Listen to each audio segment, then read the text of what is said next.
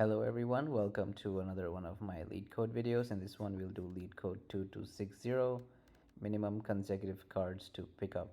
So basically we're given an array and we have to determine how many consecutive cards should we pick up so that we'll have at least one card that's duplicated, right? So in this case, if we pick up these 4 consecutive cards, we have 2 3s. We could also pick up these 4 consecutive cards and we'll have 2 4s.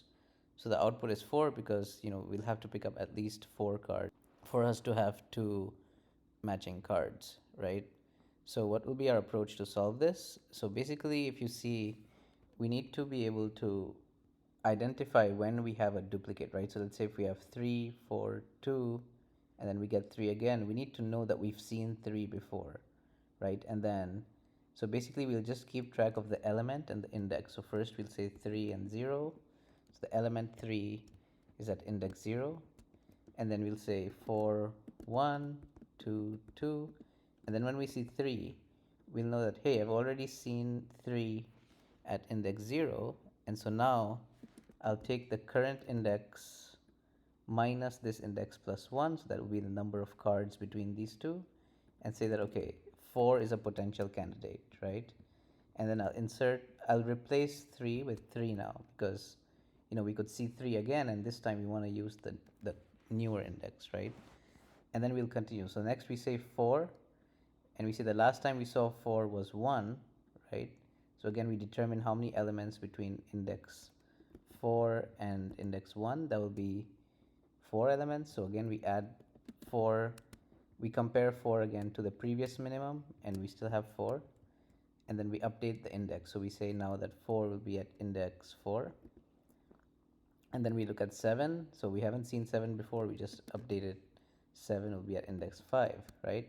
Now let's say we had another one here, again a 4.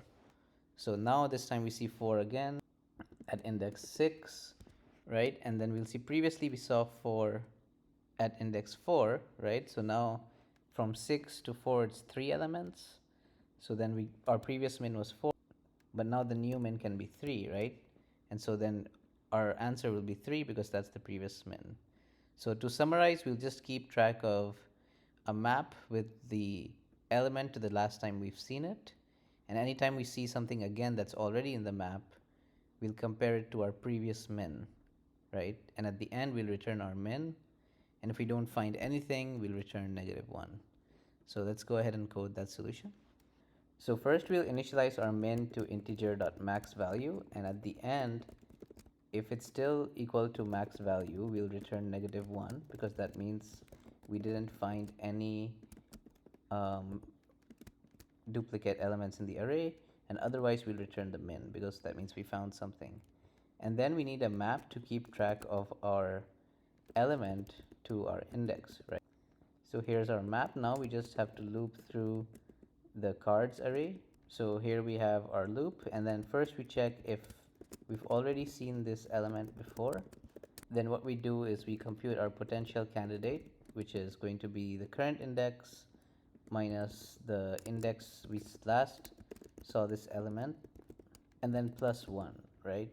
So now we'll just say that our new min is equal to min of the previous min and the potential, right? And obviously we initialize it to max value, so the first time we'll see it, it'll just override. And in either case, what we want to do is then update our map with the element, which is cards at I, and our index, which is I, right? Whether it exists or not, we always want to do this because, even if it exists, we still want to update the index. So let's go ahead and run this and see how this does. Great, accepted. Let's submit.